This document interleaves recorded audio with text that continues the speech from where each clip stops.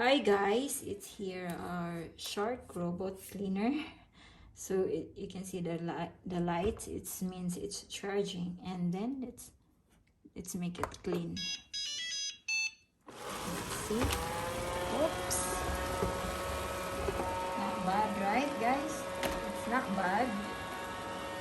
It can go under your table or let's try that. So parang bumalik siya sa charger niya. So let's see. Parang hindi yata siya. Let's see. Ayan guys, pag pinindot mo yung dock,